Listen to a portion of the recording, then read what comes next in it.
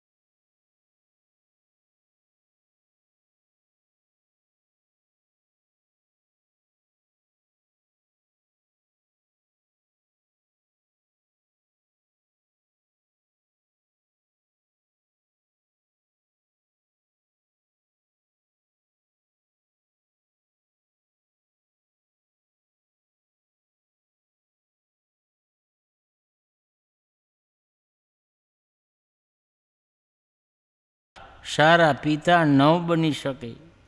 School, college તથા વિશ્વવિદ્યાલયના તોફાની બાળકો જો આગળ જતાં આધ્યાત્મક બનશે તો તેમનામાં મોટા ભાગના તોફાની, કર્તવ્ય, ચિર્યુત તથા ભ્રષ્ટ જ થશે.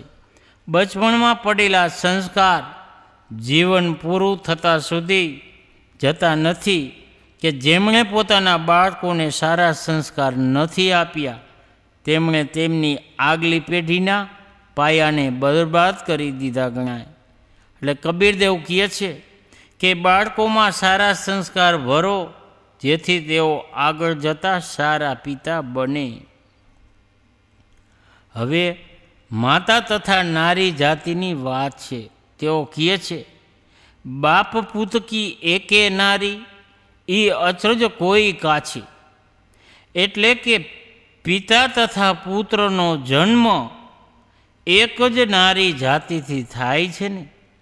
તેથી જો નારી જાતિ શુદ્ધ સંસ્કાર ગ્રહણ કરી લે તો આખી પેઢી સુધરી જાય. પિતા અને પુત્રમાં સંસારની બધી પેઢીઓ આવી જાય છે. રમેશ્વરનો પુત્ર જગેશ્વર દરેક જગ્યાએ પુત્રની પાછળ પિતાનું નામ ચાલે છે. સંસારના બધા મનુષ્યો પિતા પુત્રમાં આવી જાય છે. તેથી સદગુરુ કહે છે કે પિતા તથા પુત્ર એક જ નારી જાતિથી પેદા થાય છે. નારી બીબુ છે.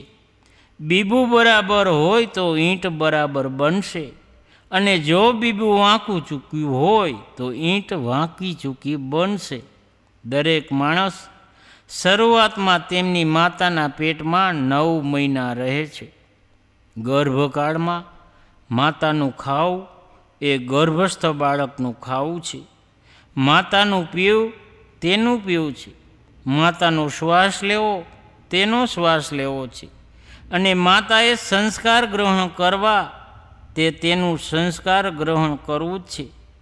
એટલા માટે કહેવામાં આવે છે, ગર્ભવતી નારીએ ખૂબ જ સંભાળીને રહેવું જોઈએ. તેનું ખાવું, પીવું, વાંચવું, જીવન વ્યવહાર તથા તેની બધી ક્રિયાઓ ઘણી બધી પવિત્ર હોવી જોઈએ. બાળક જન્મ્યા પછી પણ માતાના જ ખોળામાં મોટું થાય છે. જો તે રમતું હોય કે ભણતું હોય તો પણ માતાની જ દેખરેખમાં રહે છે. માતા દ્વારા આપવામાં આવેલ સંસ્કાર આખી જિંદગી બની રહે છે. માતાની કેટલી મોટી જવાબદારી છે, અને તેનો સંતાન પર અથવા કહેવું જોઈએ કે પૂરા માનવ સમાજ પર કેટલો બધો ઉપકાર છે. આ વાત વિચારવા જેવી જ છે. એટલા માટે પિતા કરતાં પણ માતાનું સ્થાન ઊંચું છે એવું નીતિવાન કહે છે. નીતિવાનનું કહેવું છે કે જો માતા અને પિતા એક સાથે બેઠેલા હોય તો પહેલાં માતાને નમસ્કાર કરો, ત્યાર પછી પિતાને. સીતા ત્યાર પછી રામ, માતા પછી પિતા, ત્યાં સુધી કે પ્રકૃતિ ત્યાર પછી પુરુષ.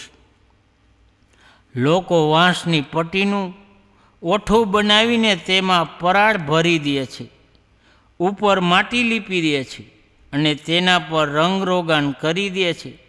ત્યાર પછી કપડાં પહેરાવીને એક નારીનું રૂપ ઊભું કરી દે છે, અને આને જ જગદંબા કહે છે. માણસ જ જે તેને બનાવી છે તે ફક્ત જડને ઢાંચો છે, જે એક ઉંદરડી પણ પેદા કરી શકતી નથી. તે જગદંબા કેવી રીતે થઈ ગઈ? જગદંબા તો જગતની માતા છે કે જે આ નારીઓ છે, જે જીવતી જાગતી છે, એ જ જગદંબા છે. એમના દ્વારા જગતના લોકો જન્મે છે. એમના દ્વારા સૌને સંસ્કાર મળે છે. સારા સંસ્કાર મળે તો આગલી પેઢી સારી બને છે. ખરાબ સંસ્કાર મળે તો આગલી પેઢી બગડી જાય છે. તેથી આ માતાઓની બહુ મોટી જવાબદારી છે કે તે તેમના સંતાનોને સારી કેળવણી આપે, તેમને પોતાના પવિત્ર આચરણો વડે સારા સંસ્કારો આપે, તેથી નારીઓને પણ સારું શિક્ષણ આપવું જોઈએ. એટલે કબીર સાહેબ સમસામયિક તે વખતના રાજાઓના પણ ચિત્ર દોરે છે. દંદુર રાજા ટીકા બેઠે, વિસર કરે ખવાસી. દંદુર એટલે દેડકો થાય. દેડકો રાજા બને અને ઝેરી સાહેબ તેની સેવા ચાકરી કરે. આ અવળવાણી છે ને. દેડકો તામસી અને મૂઢ હોય છે. તે સમયે કેટલાય રાજા મહારાજા લૂંટારા, ડાકુ તથા તામસી થતા હતા અને કેટલાક મૂઢ થતા હતા, જેમને તેમના પિતાજી મરી ગયા પછી તેમની ગાદી પર બેસાડવામાં આવતા હતા અને તેમની સેવા ચાકરી કરનાર ચમચા આચરણથી ઝેરી થતા હતા. તેઓ જ રાજકાજમાં ખરું ખોટું કર્યા કરતા હતા. કહેવું ન જોઈએ, આજે પણ એ મુજબ જ રાજકાજમાં જોવા મળે છે.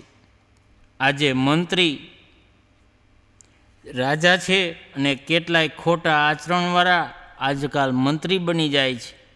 કેટલાક તો અક્ષિત હોય છે, જે આવા લોકો માટે 15મી સદીમાં કહેલું કબીર સાહેબનું આ વચન, દંદુર રાજા ટીકા બેઠે, આજે પણ એટલું જ સચોટ છે કે જેટલું તે સમયે હતું. વિસર કરે ખવા.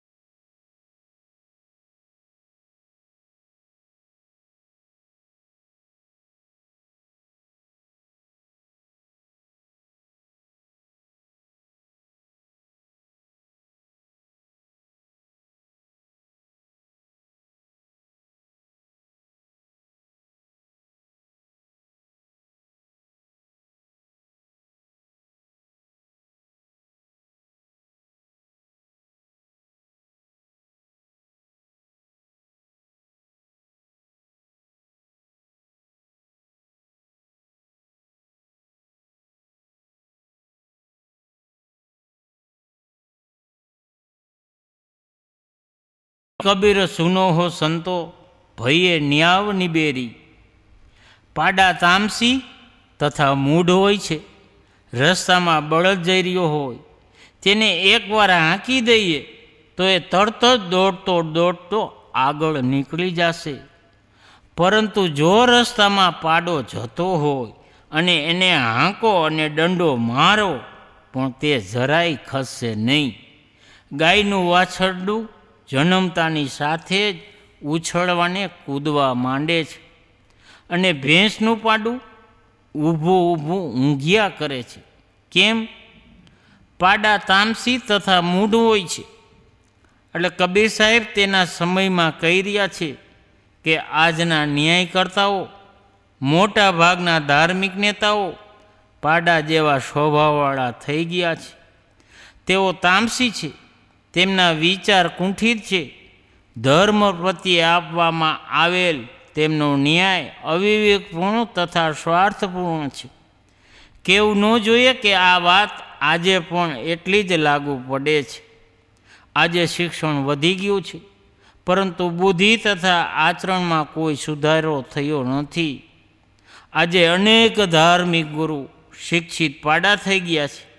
જો તેમનું જ્ઞાન પુષ્ટપરક ન હોય અને આચરણ માનવતાપૂર્વક ન હોય તો ભણવા ગણવાથી શું થયું? બલકે શિક્ષિત વ્યક્તિ જો ઉલટી ખોપરીની હોય તો તેના બધા શિક્ષણ અને વિજ્ઞાનનો દુરુપયોગ કરી જ્ઞાન તથા આચરણ ક્ષેત્રમાં ખોટા વિચાર ફેલાવશે. ખોટો ન્યાય આપશે. કેટલાક ગુરુ નામધારી તો ધર્મના નામે પોતાનો સ્વાર્થ સાધતા હોય છે. તેઓ ધર્મના નામે કેવા કેવા રાજનીતિના દાવ રમતા હોય છે. તેઓ ધર્મના નામે લોકોને કેવા મૂર્ખ બનાવતા હોય છે. આ બધું આજે પણ ખૂબ જોવા મળે છે. કબીર સાહેબની વ્યંગાત્મક ભાષામાં આ બધા પાડા ન્યાય આપી રહ્યા છે. તામસી બુદ્ધિવાળા પોતાનું જ જજમેન્ટ આપી રહ્યા છે. આ રીતે આખો શબ્દ કટાક્ષ તથા અવળવાણીથી ભરેલો છે અને માનવ સમાજના દરેક પાસા માટે પ્રભાવી પ્રેરણા છે. આધ્યાત્મિક ભાવાર્થ. હે સંતો, સત્ય કહેવામાં આવે તો લોકો મારવા દોડે છે, પરંતુ ચૂપ રહેવામાં આવે તો કેવી રીતે કામ ચાલે? કોઈ શબ્દો પર વિચાર કરતા નથી. પહેલાં પુત્રનો જન્મ થયો, ત્યાર પછી બાપે જન્મ લીધો ને. એટલે કે પહેલાં માણસ જન્મ લે છે, ત્યાર પછી તે ઈશ્વરની કલ્પના કરે છે. માણસ તો ઈશ્વરના જન્મદાતા છે. એટલે જેટલા માણસો એટલા પ્રકારના ઈશ્વરની કલ્પના છે. અને બાપ તથા પુત્ર બંને માટે એક જ માયારૂપી નારી બંધન બને છે. આ આશ્ચર્યજનક સ્થિતિનું કોઈ વિરલો જ નિવારણ કરે છે. એટલે કે કોઈ વિરલો જ માયાનો ત્યાગ કરીને જીવનું કલ્યાણ કરે છે. અવિવેક જ દંદુર દેડકો રાજા છે, જે મનુષ્યના હૃદયરૂપી રાજ સિંહાસન પર બેઠેલ છે.